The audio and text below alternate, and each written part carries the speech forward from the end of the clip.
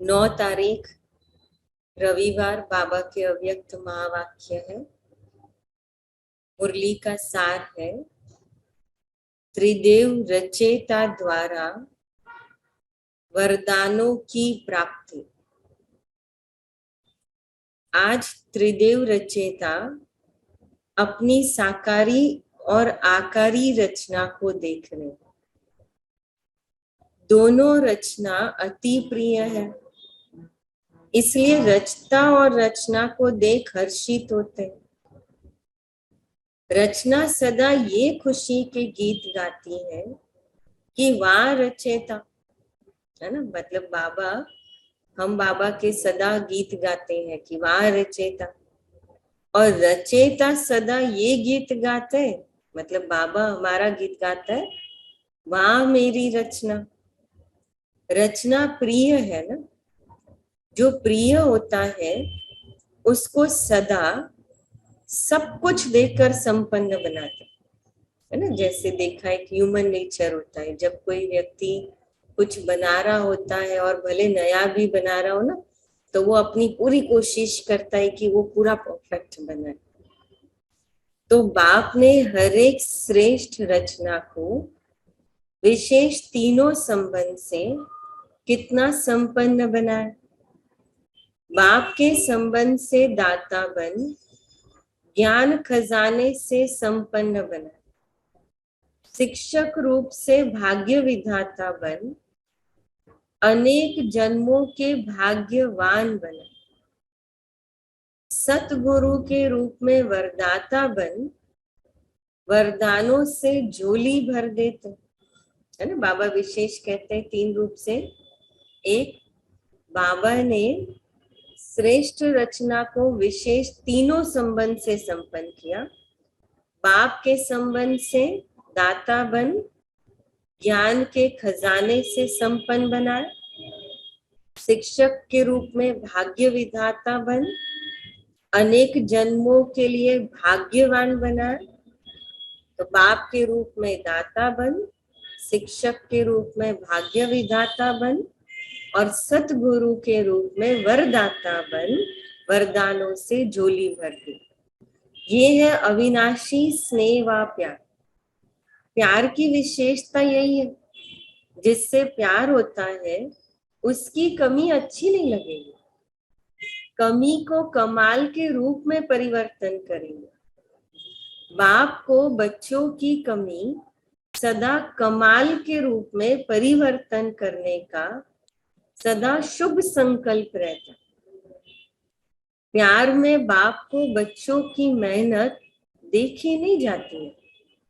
कोई मेहनत आवश्यक हो तो करो, लेकिन ब्राह्मण जीवन में मेहनत करने की आवश्यकता ही नहीं है, क्योंकि दाता, विधाता और वरदाता है ना। जो बाबा ने कहा, बाप, टीचर और सतगुरु। दाता बाप के रूप में, भाग्य विधाता शिक्षक के रूप में, वरदाता सतगुरु के रूप में। तीनों संबंध से इतने संपन्न बन जाते हो जो बिना मेहनत रूहानी मौज में रह सकते। वर्षा भी है, पढ़ाई भी है और वरदान भी है। जिसको तीनों रूप से प्राप्ति हो, ऐसे सर्व प्राप्ति वाली आत्माओं को मेहनत करने की क्या आवश्यकता। कभी वर्षे के रूप में या बाप को दाता के रूप में याद करो तो रूहानी अधिकारीपन का नशा रहेगा। शिक्षक के रूप में याद करो तो गॉडली स्टूडेंट अथवा भगवान के स्टूडेंट है, इस भाग्य का नशा रहेगा। सतगुरु हर कदम में वरदानों से चला रहा है ना। तो वर्षे के रूप में बाबा दाता के रूप में याद रहेगा, शिक्षक के रूप में गॉडली स्टूडेंट के रूप में याद रहेंगे, और सतगुरु के रूप में वरदानों के रूप में। तो हर कर्म में श्रेष्ठ मत वरदाता का वरदान है। जो हर कदम श्रेष्ठ मत से चलते उसको हर कदम में कर्म की सफलता का वरदान सहज, स्वतः और अवश्य प्राप्त होता। तो सतगुरु की मत श्रेष्ठ गति को प्राप्त कराती, गति सद्गति को प्राप्त कराती। तो श्रेष्ठ मत और श्रेष्ठ गति अपने स्वीट होम अर्थात गति और स्वीट राज्य, है ना। बाबा ने कहा अपने स्वीट होम अर्थात परम धाम में जाना, ये गति है, और स्वीट राज्य अर्थात सद्गति, इसको प्राप्त करते ही हो ना।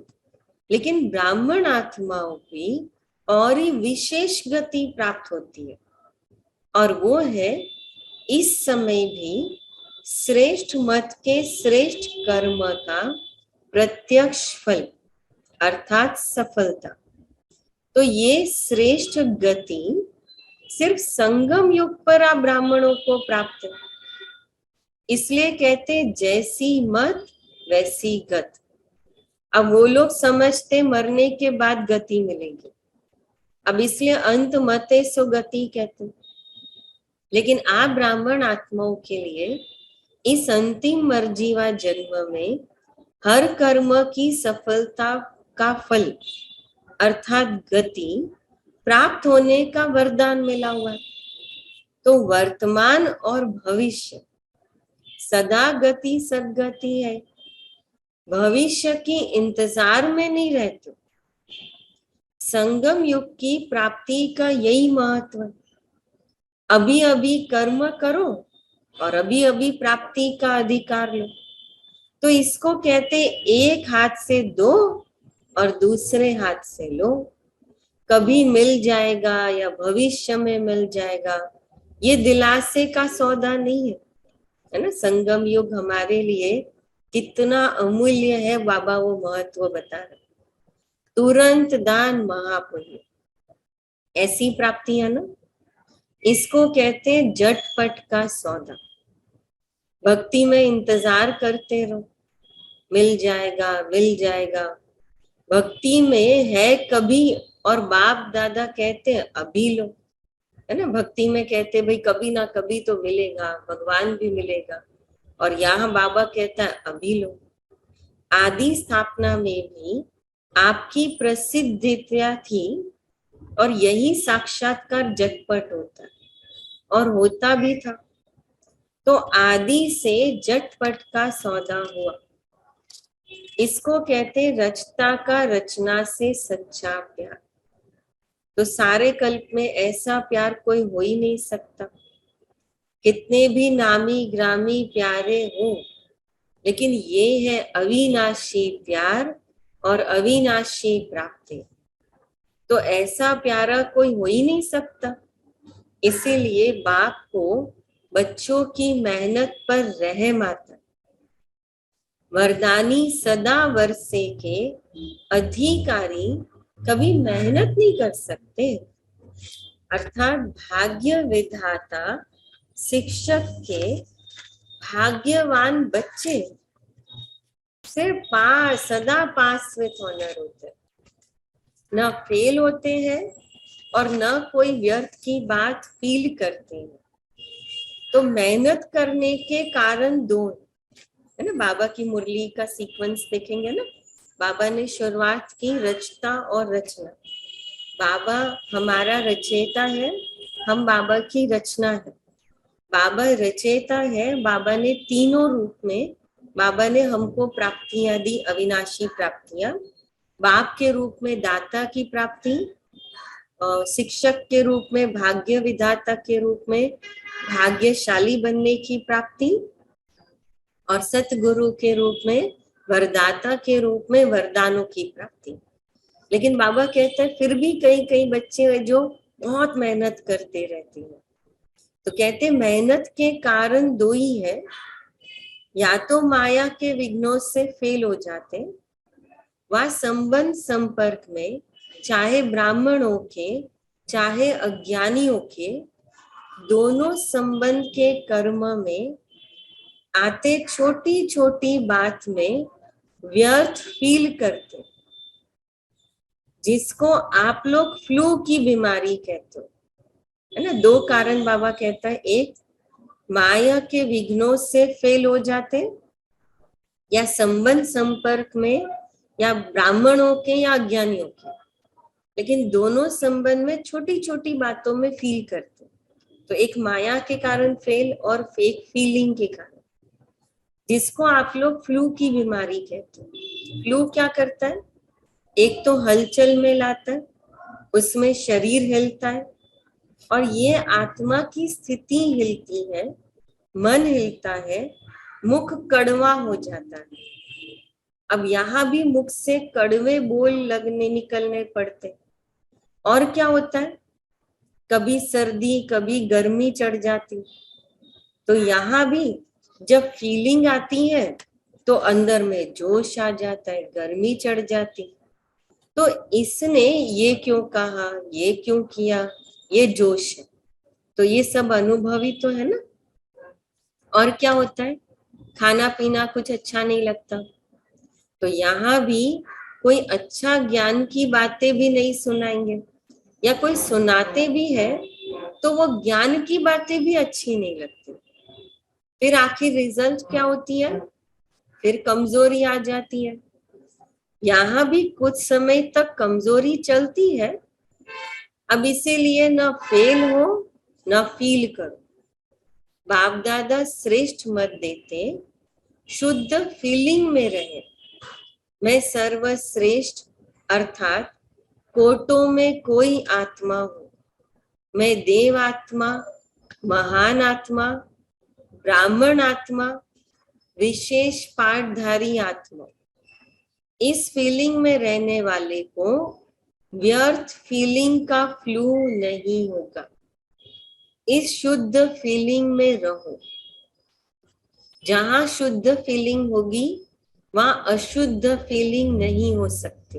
अशुद्ध फीलिंग, मैं देव आत्मा हूं, मैं सर्वश्रेष्ठ आत्मा हूं, मैं कोटों में कोई आत्मा हूं, मैं ब्राह्मण आत्मा हूं, मैं महान आत्मा हूं, मैं विशेष पाठधारी आत्मा हूं।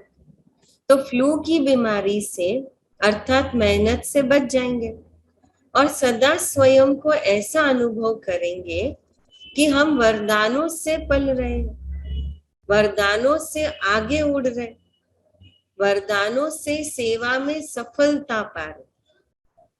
तो मेहनत अच्छी लगती है ना, या मेहनत की आदत पक्की हो गई है? मेहनत अच्छी लगती या मौज में रहना अच्छा लगता है? कोई कोई को मेहनत के काम बगैर और कोई काम अच्छा ही नहीं लगता। उनको कुर्सी पर आराम से बिठाएंगे ना तो भी कहेंगे अरे हमको मेहनत का काम दो। और ये तो आत्मा की मेहनत है, और आत्मा 63 जन्म मेहनत कर थक गई है। 63 जन्म ढूंढते रहे हैं ना। अब किसी को ढूंढने में मेहनत लगती है ना, फिर थक जाते। अब पहले ही थके हुए हो, 63 जन्म मेहनत कर चुके हो, अब एक जन्म तो मौज में रहो। 21 जन्म तो भविष्य की बात है, लेकिन ये एक जन्म बहुत विशेष है। तो मेहनत और मौज, है ना। दो दो बातें, रचेता और रचना, फिर 3 बातें, बाप, टीचर और सतगुरु के रूप में 3 वर्षा, दाता, विधाता, वरदाता। मेहनत के 2 कारण, माया से एक तो हार जाते और दूसरा कहीं ना कहीं संबंधों में फीलिंग आ जाती है। तो अब बाबा कहते हैं एक मेहनत और मौज दोनों का अनुभव कर सकते। भविष्य में तो वहां सब कुछ, सब बातें भूल जाएगी। अब मजा तो अभी है ना, दूसरे मेहनत कर रहे हैं और आप मौज में हो। अच्छा, टीचर ने भक्ति की है ना, कितने जन्म भक्ति की है? अब इस जन्म में तो नहीं की, आपकी भक्ति पहले जन्म में पूरी हो गई। अच्छा, कब से फिर भक्ति शुरू की? किसके साथ शुरू की? ब्रह्मा बाप के साथ साथ आपने भी भक्ति की है। क्यों, कौन से मंदिर की? अच्छा, भक्ति की भी आदि आत्माएं हो तो ज्ञान मार्ग में भी आदि आत्मा।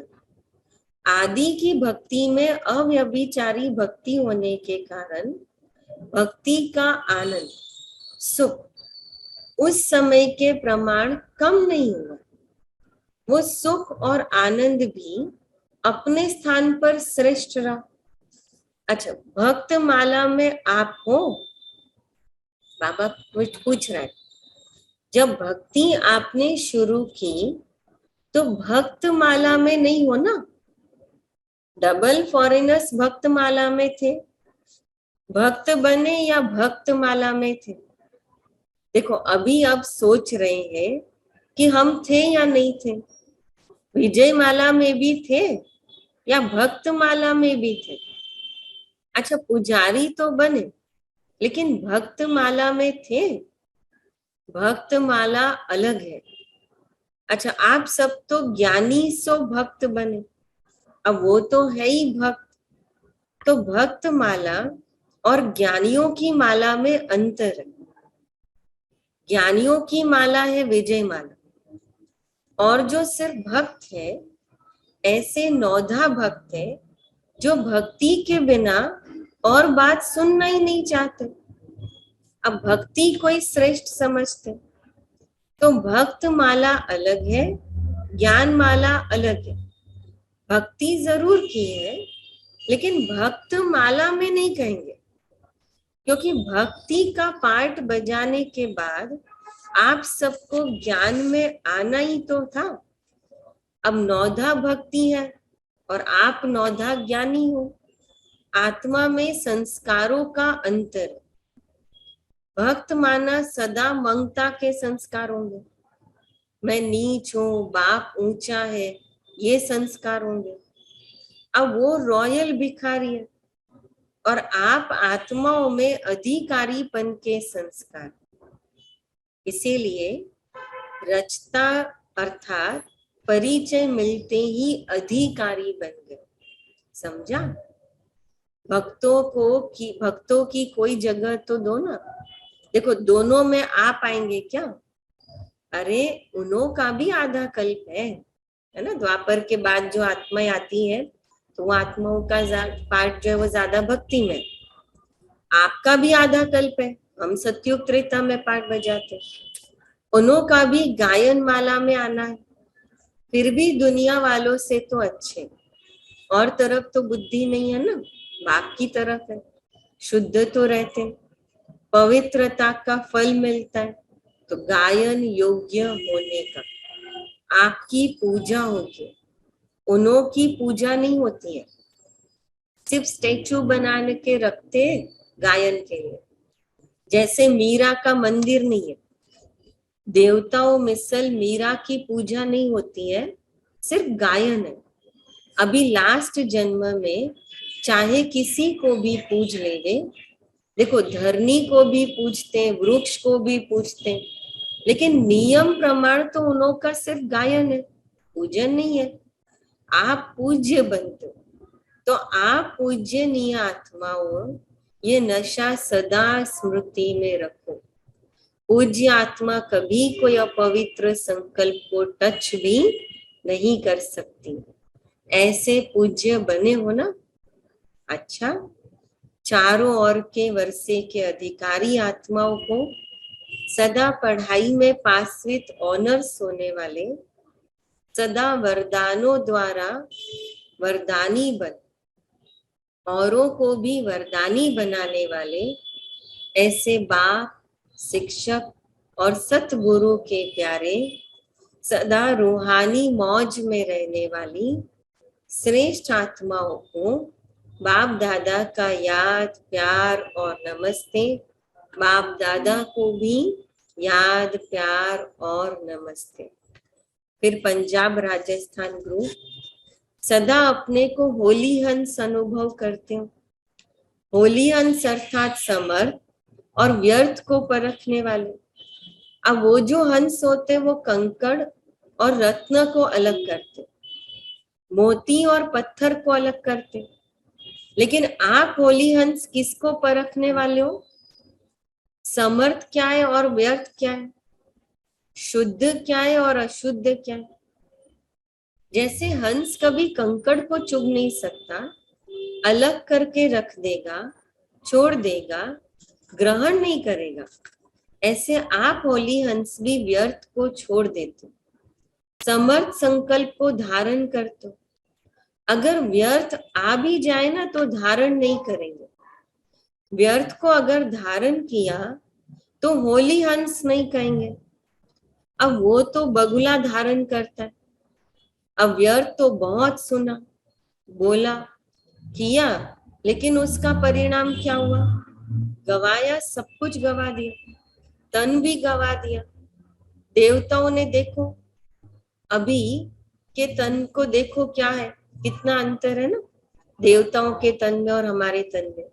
जवान से बूढ़े अच्छे हैं तो तन भी गवाया, अब मन का सुख शांति भी गवाया, धन भी गवाया। अरे आपके पास कितना धन था, अथाह धन कहाँ गया?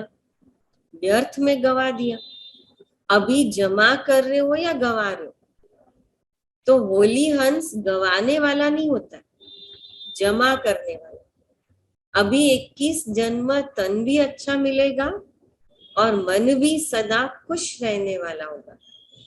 धन तो ऐसे ही होगा जैसे अभी मिट्टी है, लेकिन अभी मिट्टी का मूल्य हो गया है, लेकिन वहां तो रत्नों से खेलेंगे, रत्नों से मकान की सजावट होगी। तो कितना जमा कर रहे हो? अब जिसके पास जमा होता है उसको कितनी खुशी होती। अगर जमा नहीं होता तो दिल छोटी होती है ना, जमा होता है तो दिल बड़ी होती है। अभी कितनी बड़ी दिल हो गई। तो हर कदम में जमा का खाता बढ़ता जाता है। अच्छा, यह चेक करो, कभी कभी जमा का खाता कम तो नहीं होता? अपना चार्ट अच्छी तरह से देखो। ऐसे समय पर भी कभी कभी व्यर्थ तो नहीं चला जाता। अभी तो समय की वैल्यू का पता पड़ गया ना। संगम का 1 सेकेंड कितना बड़ा, कहने में तो आएगा 1-2 सेकेंड ही बीत गया, लेकिन सेकेंड कितना बड़ा है। अगर ये याद रहे तो 1 सेकेंड भी कभी नहीं गवाएंगे, क्योंकि सेकेंड गवाना माना पूरा वर्ष गवाना। संगम के 1 सेकेंड का इतना महत्व है। सोचो, बाबा कहता है संगम के 1 सेकेंड का 1 वर्ष जितना महत्व है। तो जमा करने वाले हैं ना, गवाने वाले तो नहीं है। अच्छा, क्योंकि या तो होगा गवाना या तो होगा कमाना, तो सारे कल्प में कमाई करने का समय अभी है। तो होली हंस अर्थात स्वप्न में, संकल्प में कभी व्यर्थ नहीं गवाएंगे। होली अर्थात सदा पवित्रता की शक्ति से अपवित्रता को सेकेंड में भगाने वाले, न केवल अपने लिए बल्कि औरों के लिए भी, क्योंकि सारे विश्व को परिवर्तन करना। तो पवित्रता की शक्ति कितनी महान है, अब ये तो जानते हो ना। पवित्रता ऐसी अग्नि है जो सेकेंड में विश्व के किचड़े को भस्म कर सकती। संपूर्ण पवित्रता ऐसी श्रेष्ठ शक्ति। तो अंत में जब संपूर्ण हो जाएंगे तो आपके श्रेष्ठ संकल्प में लगन की अग्नि से ये सब किचड़ा भस्म हो जाएगा। योग ज्वाला हो, अंत में ऐसे धीरे धीरे सेवा नहीं होगी, सोचा और हुआ। इसको कहते हैं विहंग मार्ग की सेवा। तो अभी अपने में भर रहे हो ना, फिर कार्य में लगाएंगे। जैसे देवियों के यादगार में दिखाते कि ज्वाला से असुरों को भस्म कर दिया, तो असुर नहीं लेकिन आसुरी शक्तियों को खत्म कर दिया। अब ये किस समय का यादगार है? अभी का है ना। तो ऐसे ज्वालामुखी बनो। आप नहीं बनेंगे तो कौन बनेगा? तो अभी ज्वालामुखी बन आसुरी संस्कार, आसुरी स्वभाव सब कुछ भस्म करो। अच्छा, अपना तो कर लिए या अपने भी कर रहे हो? अच्छा, पंजाब वाले निर्भय तो बन गए, डरने वाले तो नहीं हो ना? ज्वालामुखी हो या डरना क्यों? अब मरे तो पड़े ही हो, फिर डरना किससे? और राजस्थान को तो राज्य अधिकार कभी भूलना नहीं चाहिए। राज्य भूल कर राजस्थान की रेत तो याद नहीं आती है ना, वहां रेत बहुत होती है ना। सदा नए राज्य की स्मृति में रहे, सभी निर्भय ज्वालामुखी बन प्रकृति और आत्माओं के अंदर जो भी तमोगुण के भस्म करने वाले संस्कार हैं, उनको भस्म करते जाओ। ये बहुत बड़ा काम है, स्पीड से करेंगे ना तब होगा। अभी तो व्यक्तियों को ही संदेश नहीं पहुंचे, प्रकृति की बात तो पीछे है। तो स्पीड को बहुत तेज करो, गली गली में सेंटर हो, क्योंकि सरकमटेंस प्रमाण एक गली से दूसरी गली में भी जा नहीं सकेंगे, एक दो को देख भी नहीं सकेंगे, है ना। बाबा ने देखो कितने समय पहले ये बातें कर दी थी। तो घर घर में गली गली में हो जाएंगे। अच्छा, वरदान, चलन और चेहरे द्वारा पुरुषोत्तम स्थिति का साक्षात्कार कराने वाले ब्रह्मा बाप समान भव। जैसे ब्रह्मा बाप साधारण तन में होते भी सदा पुरुषोत्तम अनुभव होते थे, साधारण में पुरुषोत्तम की झलक देखी, ऐसे फॉलो फादर करो। कर्म भले साधारण हो लेकिन स्थिति महान हो, चेहरे पर श्रेष्ठ जीवन का प्रभाव हो। जैसे लौकिक रीति में कई बच्चों की चलन और चेहरा बाप समान होता है, यहाँ चेहरे की बात नहीं लेकिन चलन ही चित्र है। तो हर चलन से बाबा का अनुभव हो, ब्रह्मा बाप समान पुरुषोत्तम स्थिति हो, तब कहेंगे बाप समान। स्लोगन, जो एक रस स्थिति के श्रेष्ठ आसन पर स्थित रहता है वही सच्चा तपस्वी है। जो एक रस स्थिति के श्रेष्ठ आसन पर स्थित रहता है वही सच्चा तपस्वी है। लवलीन स्थिति का अनुभव, ये परमात्मा प्यार आनंदमय झूला है, इस सुखदाई झूले में सदा झूलते रहो। परमात्मा प्यार में लवलीन रहो तो कभी कोई परिस्थिति व माया की हलचल आ नहीं सकती। तो बाबा ने विशेष बाप टीचर सतगुरु, उसके द्वारा जो अविनाशी प्राप्तियां दाता विधाता वरदाता की, और उनके द्वारा जो अविनाशी प्राप्तियों को जमा करते समय मेहनत से मुक्त होना है, और इसलिए मेहनत और मोहब्बत में ज्ञान में चलने वाले बनने, मेहनत से चलने वाले नहीं। और इसलिए बाबा ने बार बार आज हमको ये अटेंशन दिला। ओम शांति।